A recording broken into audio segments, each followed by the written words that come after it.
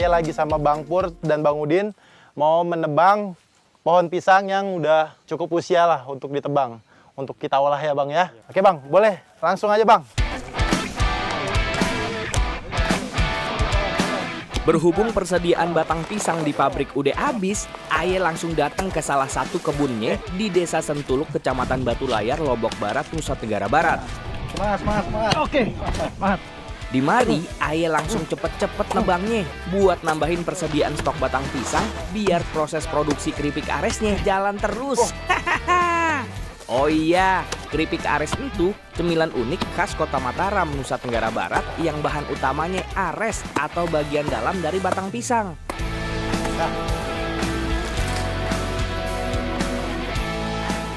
Dengan kata lain, ini salah satu bentuk kreativitas warga mengolah bahan pangan yang biasanya jadi limbah atau dibuang begitu aja. Nah, ngomong-ngomong soal kreativitas, Aye di mari juga pengen nunjukin kalau Aye juga bisa berhasil cepet nebang pohon pisangnya nih. Tapi emang ada caranya juga sih. Jadi punya teknik, harus ada tekniknya juga penebangannya. Nggak asal tebas pakai tenaga, tapi harus pakai dorongan. Buat yang takut, minggir!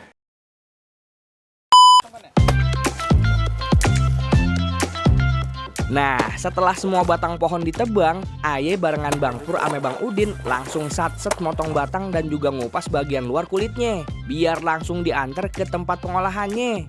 Bang, bentar lu Bang, turunin lu Bang, nggak seimbang. Biar balance, kanan kiri dua-dua Bang. Tuh. Ternyata bawa batang pisang begini berat juga.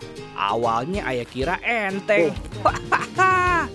Untuk satu batang pisang yang habis ditebang ini beratnya sekitar 50 kg. Ini lantaran di dalamnya masih banyak kandungan air, sekitar 40-an liter. Bisa kebayang dah, pantesan aja Aye kewalahan. Ini bukan sengaja jatuh, karena pintunya kecil. Jadi mau nggak mau diturunin dulu, karena nggak muat kalau 4 langsung ini.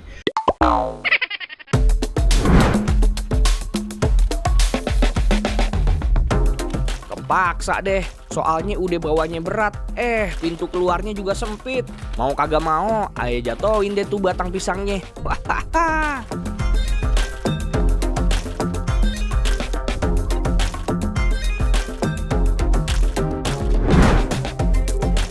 Buat bikin keripik ares yang enak, emang kudu pinter milih bagian dalam batang pisang yang masih segar. Ciri-cirinya warna putih kekuningan, teksturnya empuk dan juga seratnya masih halus. Selain itu, jangan salah sangka, ares pisang ternyata banyak banget manfaatnya. Di dalamnya banyak ngandung air, serat, kalsium, dan vitamin C yang bagus buat tubuh. Makanya, walaupun sering dianggap limbah, kalau diolah dengan benar, ares ini bisa jadi makanan yang enak dan juga sehat. Nah, sekarang Aye ngumpul ame emak-emak lagi nih buat motongin ares bentuknya jadi persegi kecil. Pas Aye motongin ini ares juga kudu telaten. Soalnya irisannya kudu tipis dan ukurannya sama supaya matangnya bareng waktu digoreng. Kalau motongnya ketebelan, keripiknya jadi susah renyah. Tapi kalau terlalu tipis, aresnya jadi gampang sobek. Makanya dibutuhin keterampilan dan juga pengalaman. Jadi kesulitannya adalah ketika kita kupas begini, dia meleset-meleset karena licin. Nah ini ada, kupas kayak gini, kalau ngeliat ibu-ibu di sini tuh gampang banget Bang, seret gitu. Kalau Aye tuh, gagal kan? Nah itu kesulitannya. Buat yang takut, minggir!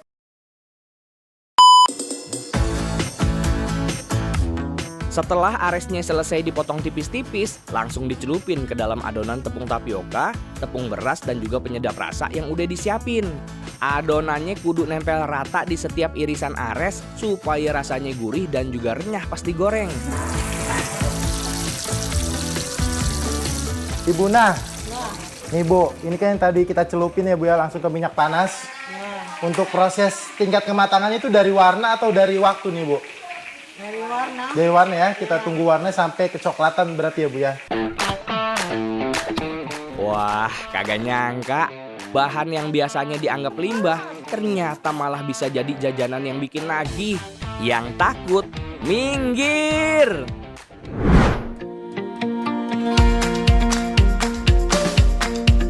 Sembalun Lombok Timur bukan cuma terkenal jadi jalur pendakian puncak Gunung Rinjani. Tanahnya yang subur dan udaranya yang sejuk juga ngasilin kopi khas yang berkualitas.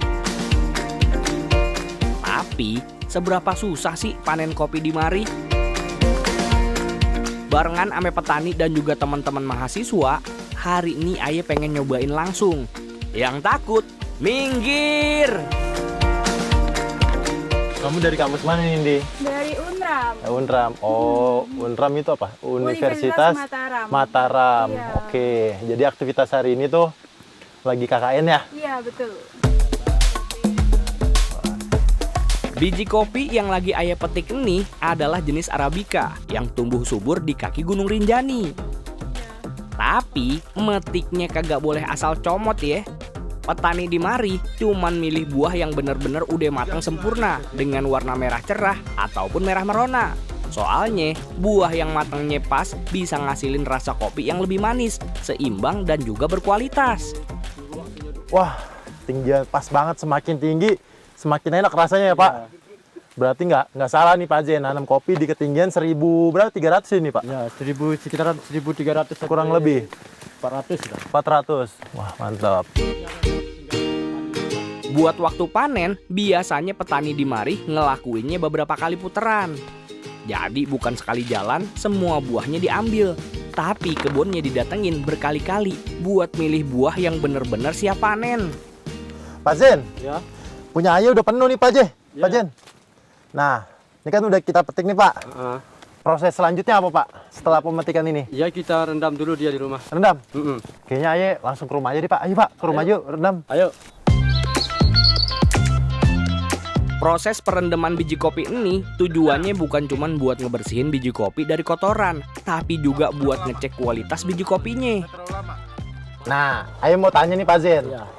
Kenapa ada yang ngambang Pak Jen? Padahal nih, Aye ambil ya yang ngambang ya. Nih yang ngambang sama yang enggak. Sama aja Pak Jen. Iya sama, tapi dia punya biji sebelah dia. Kita kupas dulu. Oh. Kan?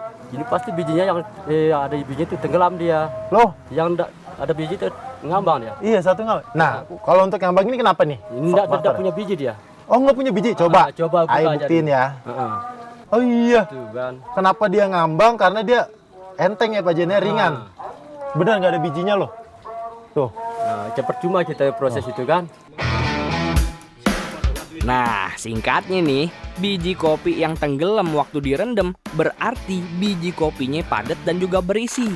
Sementara biji yang kosong rusak dengan banyak rongga udara bakalan ngapung ke permukaan air.